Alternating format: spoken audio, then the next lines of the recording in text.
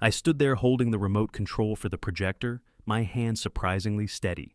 Kimberly smiled beside me, radiant in her white maternity dress, completely unaware of what was about to unfold. Her family surrounded us. Patricia, her mother, beamed with excitement. Robert, her father, had his camera ready. Natalie and Travis, her sister and brother-in-law, lingered near the back. 3 weeks ago, I had heard her whisper those words into her phone. "We don't need him anymore." The blue smoke cannon sat ready. Everyone expected a celebration. They had no idea what truth was waiting behind that colored powder. Before I tell you how I ended up orchestrating the most unforgettable gender reveal in history, let me know where you are watching from. Hit that like button and subscribe, because what happened next will show you exactly what happens when betrayal meets careful planning. Now, let me take you back to where this all began. Kimberly and I had been married for 3 years when she told me she was pregnant. I remember that October morning perfectly. The sun streamed through our kitchen window in our 2-bedroom apartment just outside Denver, Colorado. She held up the pregnancy test to tears streaming down her face, and I lifted her off her feet in pure joy. We had talked about starting a family for months. This felt like everything falling into place. I worked as a software engineer at a tech startup downtown. The hours were long sometimes, but the pay was solid. Kimberly worked as a marketing manager for a consulting firm. We had built a comfortable life together. Nothing fancy, but it was ours. When we saw the ultrasound for the first time at 8 weeks, hearing that rapid heartbeat fill the examination room, I felt something shift inside me. I was going to be a father. I threw myself into preparation. I spent weekends painting what would become the nursery, transforming our spare room from my gaming space into something welcoming for a child. I bought books on parenting, watched videos about infant care, assembled a crib that took me 4 hours and left me cursing at the instruction manual. Kimberly laughed at my intensity, but I wanted to get everything right. Around the 5th month of her pregnancy, things started changing. Small things at first. Kimberly began spending more time on her phone, smiling at messages she never shared with me.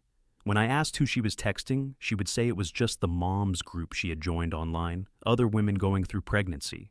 It seemed reasonable. I figured she needed that connection with people who understood what she was experiencing, but then she started coming home later from work.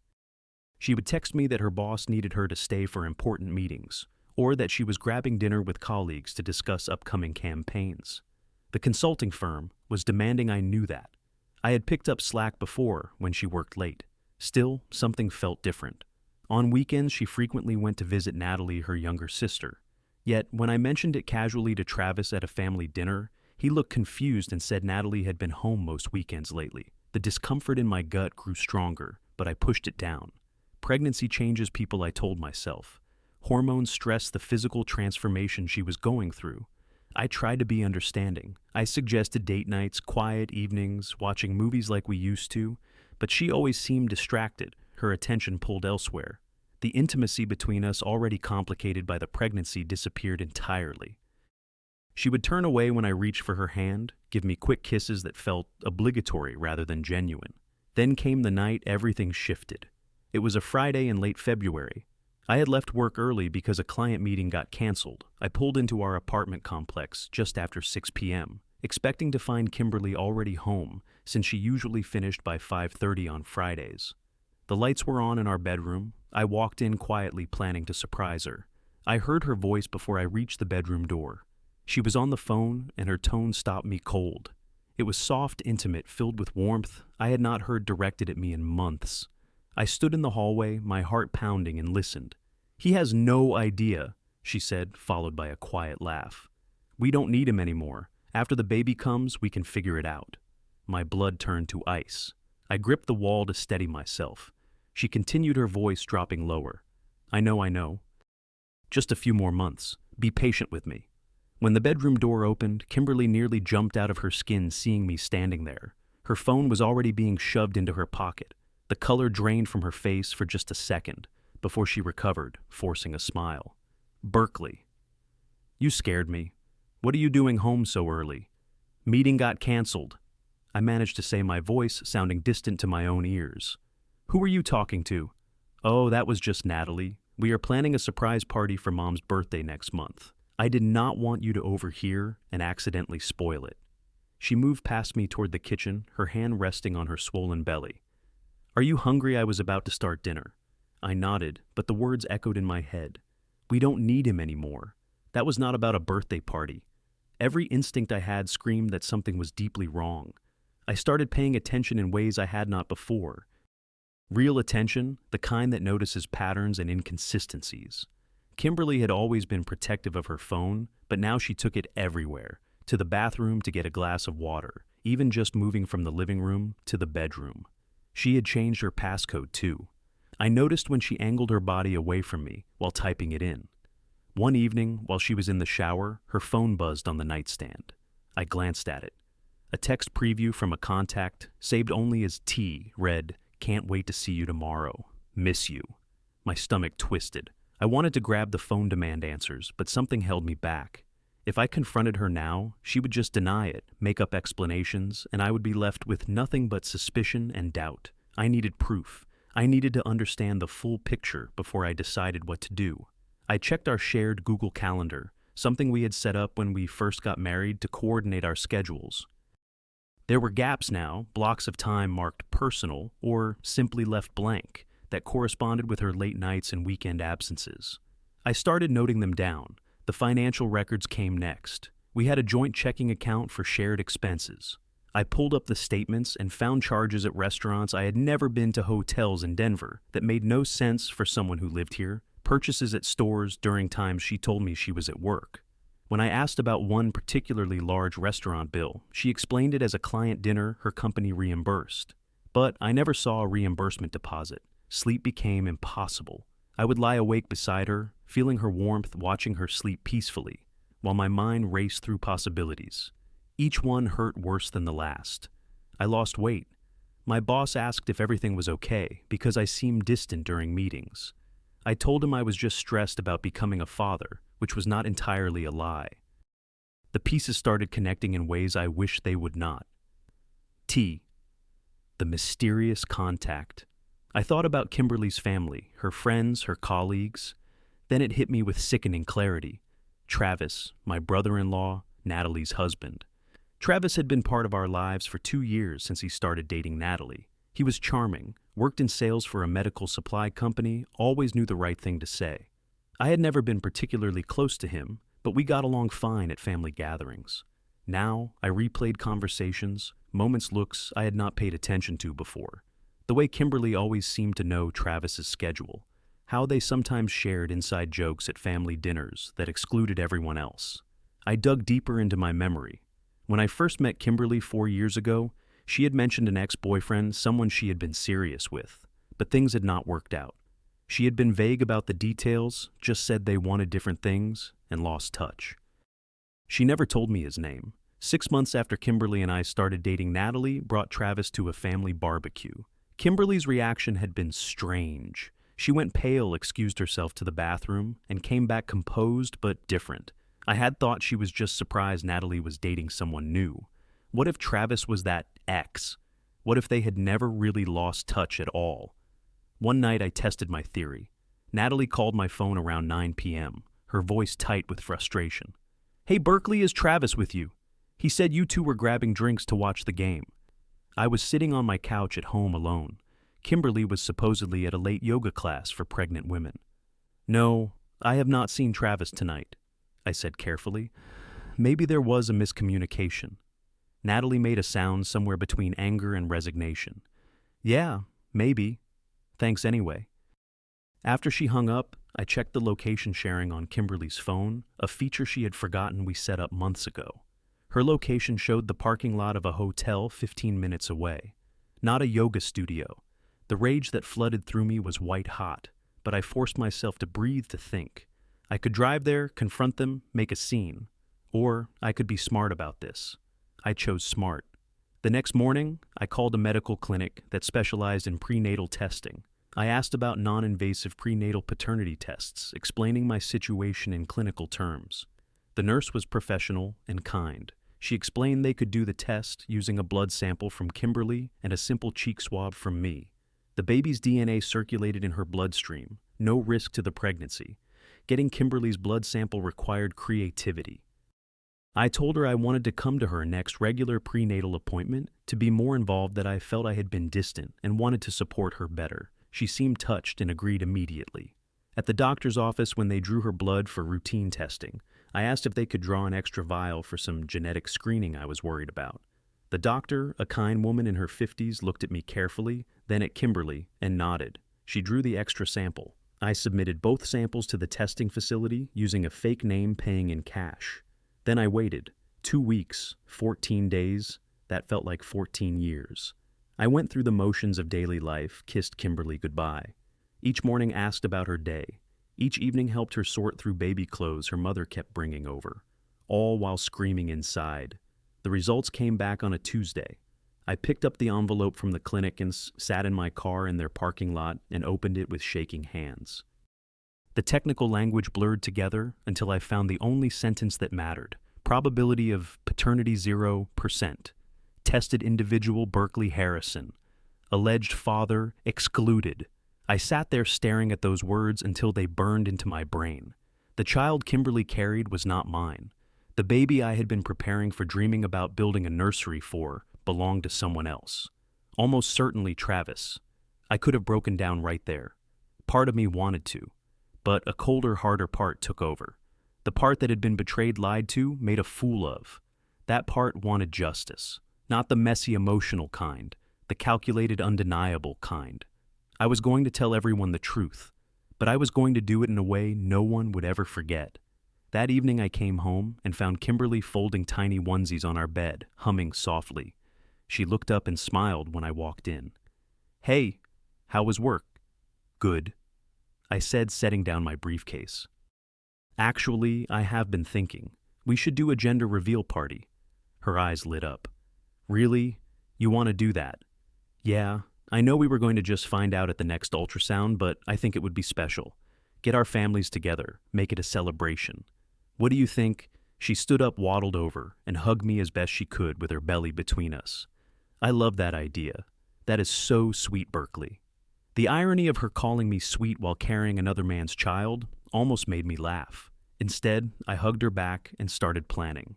Over the next 3 weeks, I arranged everything. I rented a small event space at a local restaurant with a nice outdoor patio and garden area. I told Kimberly I wanted to handle all the details as my gift to her to take stress off her plate. She was delighted, kept thanking me for being so thoughtful. I invited both our families, my parents who lived across town, Patricia and Robert, who were beside themselves with excitement about their first grandchild, Natalie and Travis. I made sure Travis knew he was expected to be there. I also invited a few close friends, people who knew us both. I ordered decorations in blue and pink, keeping the actual gender a surprise. I had called the doctor's office, gotten the information. A boy. I ordered blue smoke cannons, the kind that create dramatic colored clouds, for photos. I ordered a cake with neutral decorations. And I rented a projector and a large portable screen. When people asked what the screen was for, I told them I had put together a video montage of our journey to parenthood, ultrasound photos, pictures of Kimberly throughout the pregnancy. Everyone thought it was touching. I picked up the projector 2 days before the party and set up a simple presentation on my laptop. One slide. The DNA test results blown up large enough for everyone to read clearly. I tested it 3 times to make sure it worked perfectly. Kimberly kept asking if she could help with anything. I insisted she just relax and enjoy being celebrated. The night before the party, she asked if I was excited. "More than you know," I told her, and I meant it. The day of the party arrived. Sunny, clear, perfect weather for an outdoor gathering. I got to the venue early to set everything up. The decorations, the cake table, the screen and projector, positioned where everyone would have a clear view. The smoke cannons placed in the center of the patio. Everything ready. People started arriving around 2 p.m. My mother hugged Kimberly and fussed over her, asking how she was feeling. My father shook my hand and said how proud he was. Patricia arrived in tears, overwhelmed with joy. Robert clapped me on the shoulder and said, "You are going to be a great father's son." I smiled and thanked him, thinking about how those words would feel in about 30 minutes. Natalie and Travis were the last to arrive. Natalie looked beautiful, but tired, strained around the edges. Travis wore sunglasses even though we were partially shaded, and he kept checking his phone. When he saw me watching him, he quickly put it away and forced a smile. "Congrats, man," he said, extending his hand. "Big day." I shook his hand, held it a second longer than necessary, watched his smile falter slightly. "Yeah, big day for truth." He looked confused, but I had already turned away. Kimberly looked radiant. She wore a flowing white dress that accentuated her pregnancy, her hair styled in loose waves, makeup perfect. She glowed with happiness, accepting congratulations and well wishes from everyone. I watched her laugh with her mother, pose for photos with Natalie, rest her hand on her belly with such tenderness. If I did not know better, I would think we were the perfect couple about to welcome our first child. At 3 p.m., I called everyone to gather around. About 30 people formed a semicircle around the smoke cannons. I stood next to Kimberly, microphone in hand. My laptop sat on a small table near the projector screen, angled so everyone could see. "Thank you all for being here." I started my voice steady. "Kimberly and I are so grateful to share this moment with the people we love most.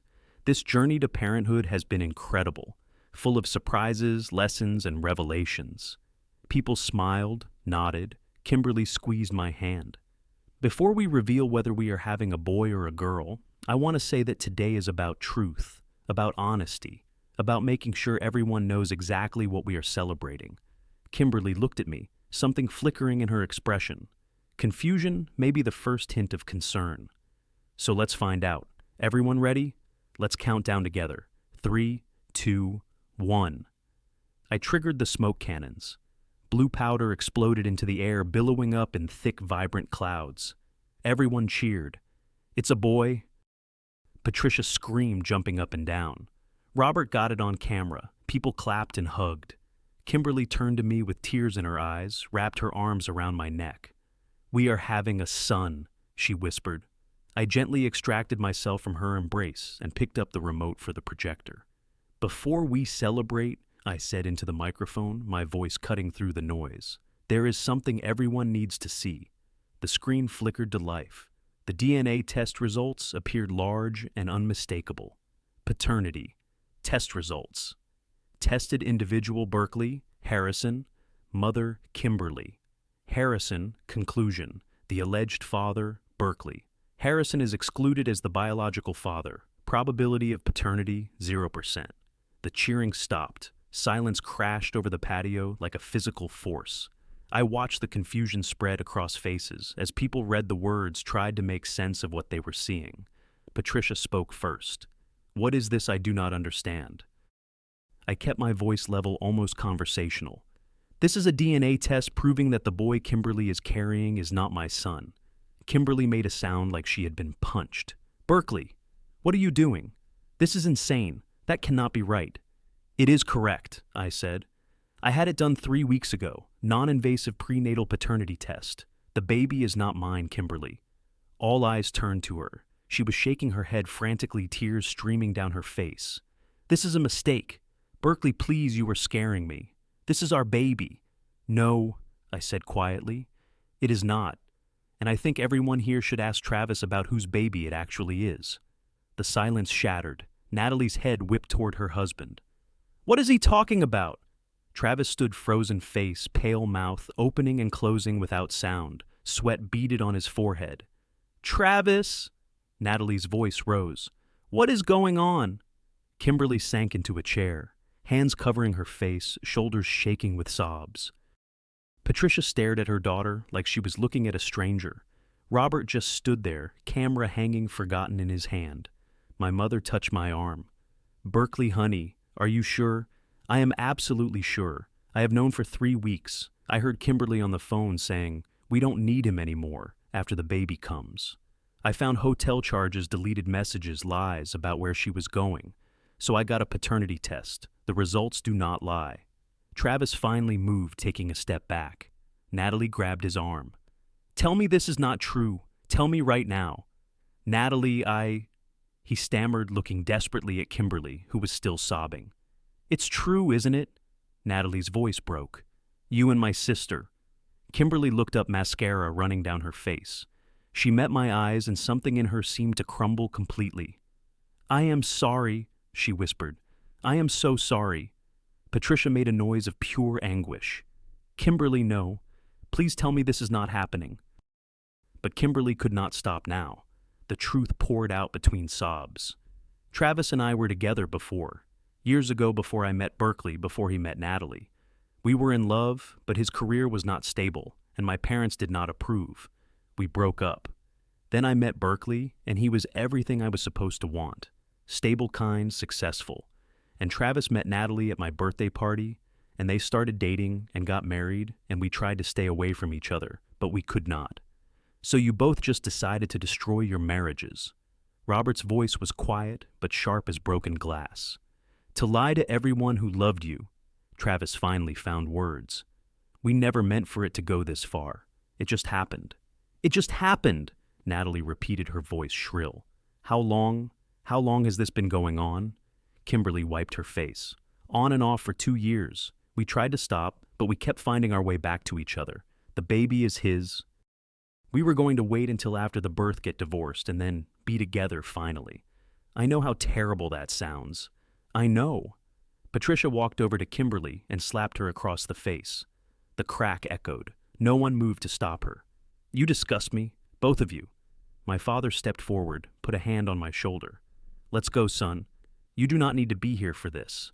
But I needed to finish this. I needed to say my piece. I took the microphone one last time. "I wanted everyone to know the truth, all of you.